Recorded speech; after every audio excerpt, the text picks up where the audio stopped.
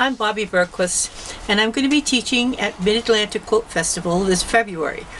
And there's two classes I'm going to do. The first one is 3 different ways to do quilt as you go in small spaces. This is a sample of what it looks like, where we join all 4 blocks together and notice how they cross perfectly. Also on the back, it looks like one solid piece. So you'll learn how to do this. We'll also learn how, if you cut 2 pieces that are supposed to go together and you have no extra batting or backing, how to put that back in so it will still look like one piece of fabric. The third technique is going to be a 2-sided quilt. So what we've done on this one is we put the sashing on and we put both sides on at the same time, and they come out perfectly flat and square. This one is an example of when we use stained glass, and with a stained glass class we do these 4 and then we join them together, and again it looks like one piece on the back and all of our stashing lines up perfectly. The second class I'm going to do is stained glass. Now you're going to learn multiple ways of using this one technique. First we're going to trace everything onto our background fabric. Then we're going to trace each of our pieces. We're going to keep them in as many big pieces as we can. We're going to glue it down with Aleene's tacky glue.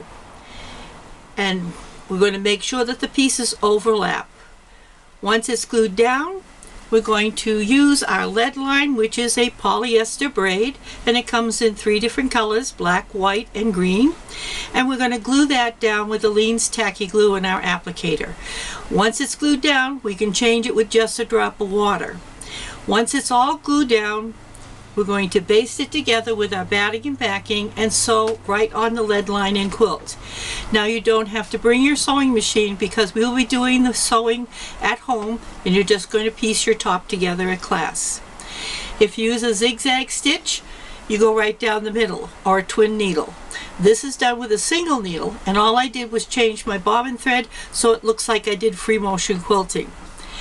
And this one, I used a metallic thread in my bobbin, and it gave a nice additional design to it. I was going to show you a couple more.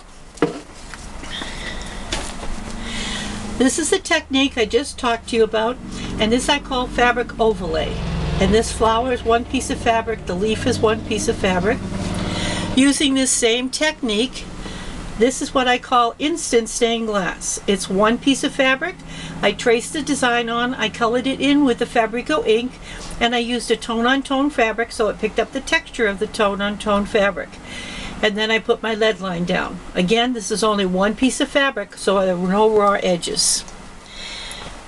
It also comes in white lead line. Everything around this flower and butterfly was white. You slip a business card under the edge and you color it in with the Fabrico pens, and you make it look just like the fabric. This is applique for cheaters.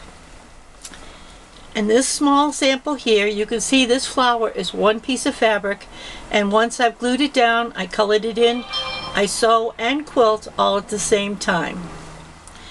Another way of using this same technique, this is called Zentangle. This again is 1 piece of fabric.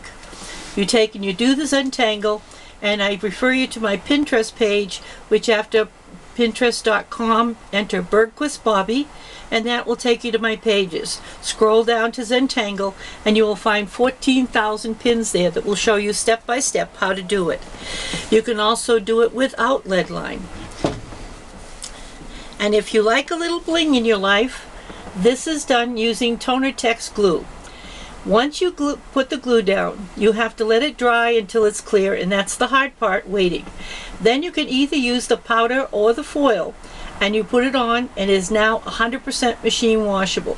All of these samples I've shown you have been machine washed. And we're introducing a new technique. This is called Celtic braid work.